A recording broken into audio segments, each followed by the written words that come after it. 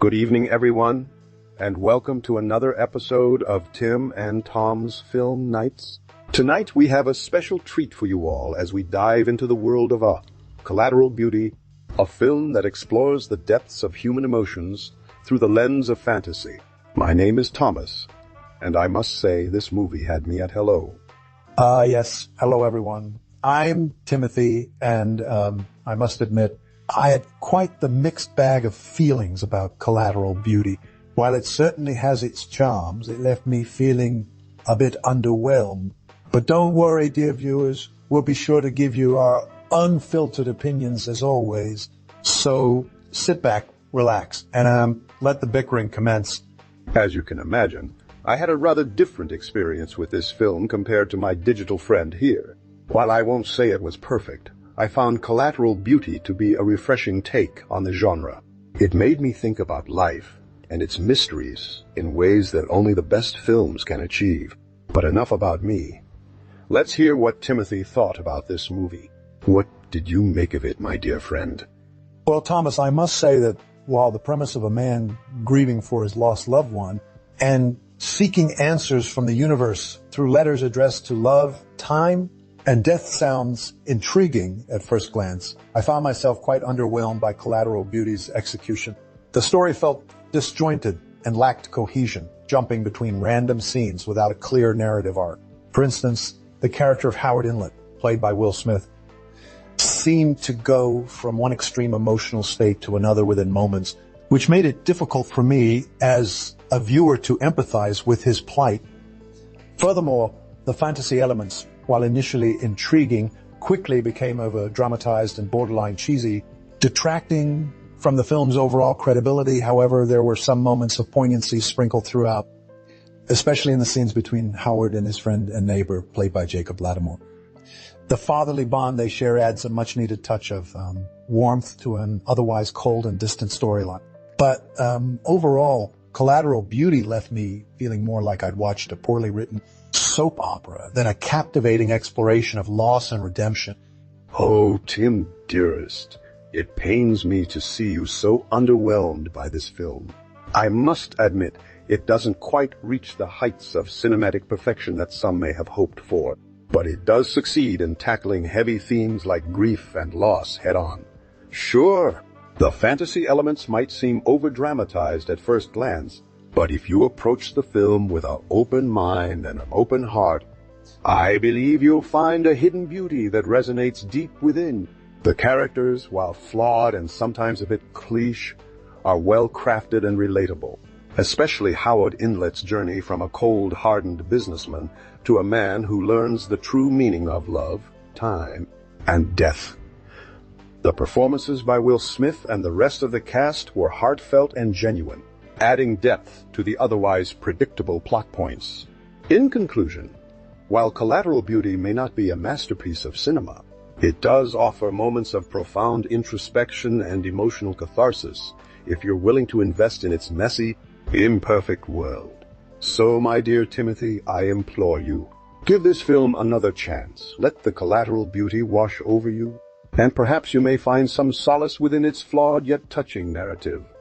Now, since we've spent so much time discussing the plot of Collateral Beauty, I thought it fitting to test your trivia skills. Who directed this film? Was it David Frankel, who also directed The Devil Wears Prada, or was it someone else entirely? Oh, well done, Thomas. You've stumped me once again. The director behind Collateral Beauty is indeed David Frankel, known for his work on films such as The Devil Wears Prada and Marley Me. Now it's time for me to test your knowledge about the film's soundtrack. What famous singer-songwriter composed the heartfelt ballad 1,000 Times that features prominently in Collateral Beauty? Was it Adele, Beyonce, or Taylor Swift?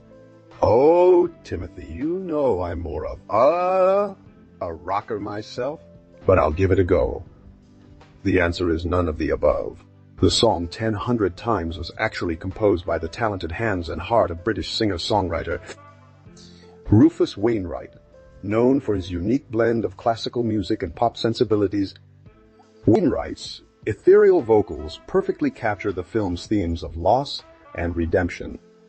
Now it's time for me to throw one back at you.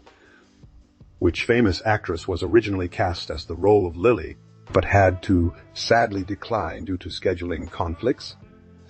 Was it Angelina Jolie, Cate Blanchett, or Natalie Portman? Oh, I remember now. It was indeed Cate Blanchett who was initially slated for the role of Lily. However, as fate would have it, she had to withdraw due to scheduling conflicts. The part eventually went to the talented hands of Naomie Harris, who brought her own unique charm and vulnerability to the character. Now, Tom dear, let's discuss something more lighthearted. As a lover of fantasy films myself, I must say that Collateral Beauty does have some stunning visual effects. But tell me, which scene in particular left you absolutely speechless with awe? Was it when the character of Howard Inlet walked through the snow-covered Central Park and suddenly a group of angels appeared singing Silent Night? Or was it perhaps when he ventured into the heart of a volcano and confronted his deepest fears, which just so happened to be portrayed by CG-generated dinosaurs? Well, my dear Timothy, if we're discussing visual effects, I must say that for me, the highlight of Collateral Beauty is undoubtedly the scene where Howard Inlet meets his three guides. The way they materialize in front of him, each embodying love, time, and death, was simply breathtaking. But let's not forget about the soundtrack that accompanies these moments, which adds another layer of depth and emotional resonance to the film. In particular, I must commend composer Harry Gregson Williams for his hauntingly beautiful score, especially in the scene where Howard finally confronts his wife's death head-on. The use of strings and piano creates a sense of melancholy and loss that tugs at the viewer's heartstrings in all the right ways. But perhaps what truly elevates the soundtrack of Collateral Beauty is the inclusion of Rufus Wainwright's 1,000 Times. The lyrics, which speak of love enduring through time and death, perfectly encapsulate Howard Inlet's journey towards healing and acceptance. So, Timothy, my friend, do you share my admiration for the soundtrack of Collateral Beauty? Or perhaps does it leave you feeling a bit underwhelmed as well? Well, Thomas dear, I must admit that while Rufus Wainwright's 1,000 Times is indeed a beautiful song, the rest of the soundtrack felt somewhat lackluster to me. The score by Gregson Williams has its moments, but overall lacks the emotional impact necessary for such a heavy film. It often feels generic and overly dramatic, detracting from the more poignant moments rather than enhancing them. As for the use of other songs throughout Collateral Beauty, I found them to be rather jarring and out of place. The juxtaposition between Wainwright's haunting ballad and cheesy pop tracks like Walking on Sunshine by Katrina, the waves left me scratching my head in confusion, now don't get me wrong. I love a good dance sequence as much as the next man, but when it comes to crafting an emotional journey like Collateral Beauty, the music choice plays a critical role in setting the tone and mood.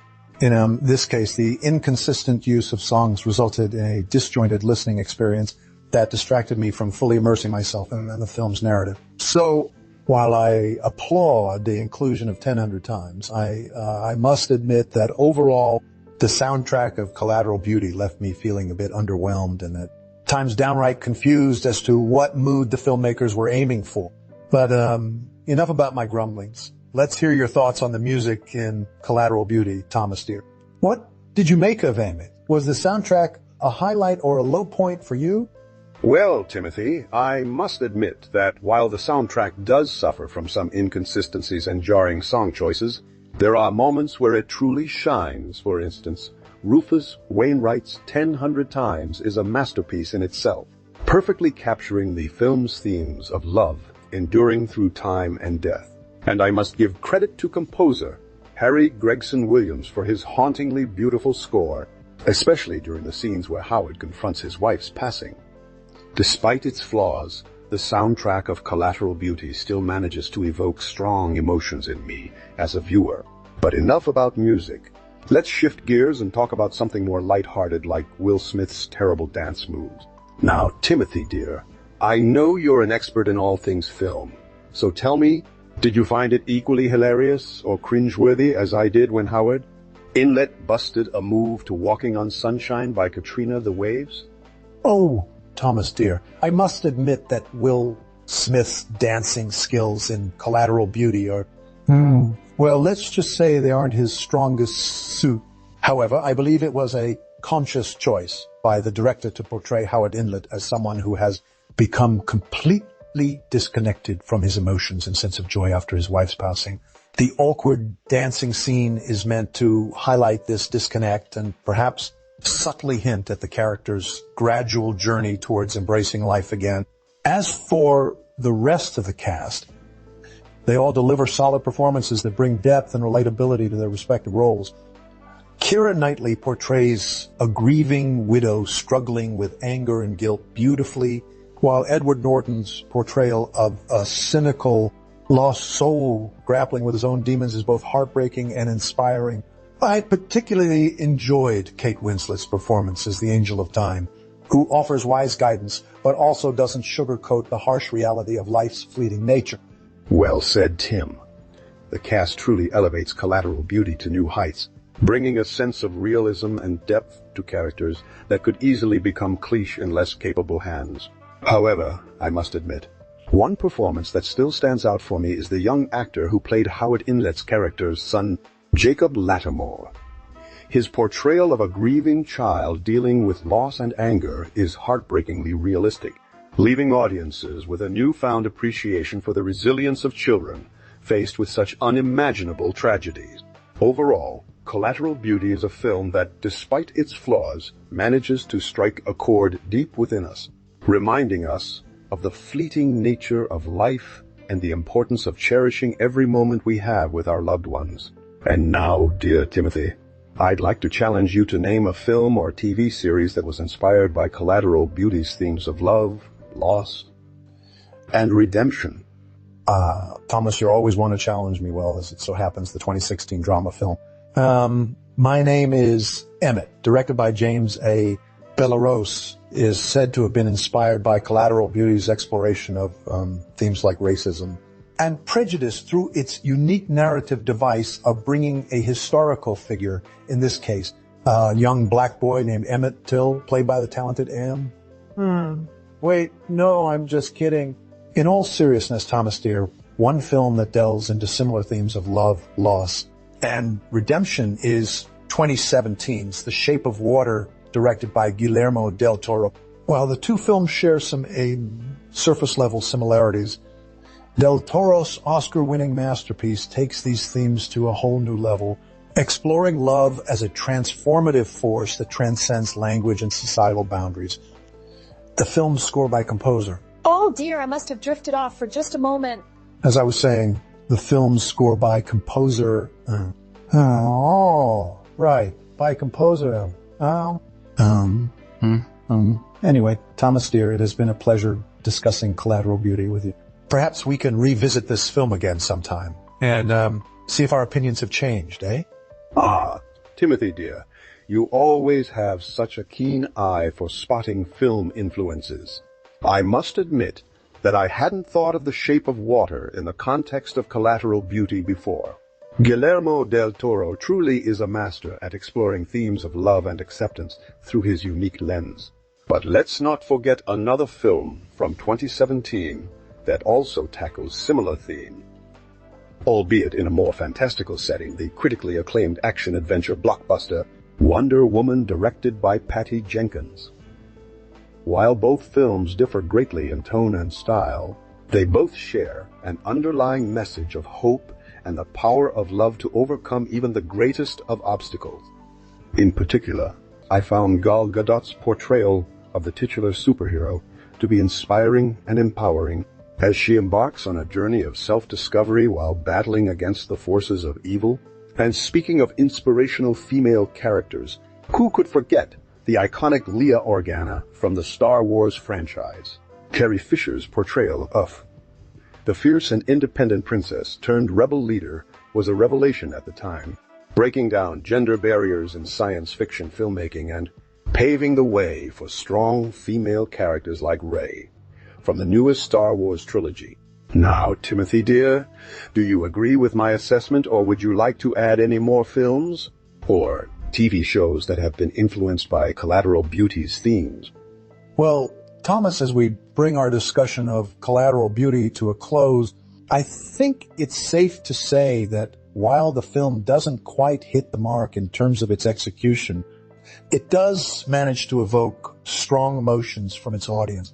The themes of love, loss, and redemption are universal and timeless, and when handled delicately, can resonate deeply with viewers who have faced similar challenges in life. While I personally found the film to be a bit too melodramatic at times, I can appreciate the performances from the talented cast, particularly Keira Knightley's portrayal of a grieving widow struggling with guilt and anger. As for the soundtrack, it does contain some beautiful moments, but overall, I found the inconsistencies in genre and tone to detract from the film's emotional impact. On that note, I would like to challenge our viewers to share their own thoughts on Collateral Beauty with us. Did you find the film to be a touching exploration of love and loss, or did you find it too contrived? Do you have any favorite moments from the film or any other films or TV shows that tackled similar themes in a more effective manner? Please leave your comments, subscribe to our channel for more captivating discussions like this one, and don't forget to hit that little like button to show your support. Until next time, farewell, my fellow film lovers.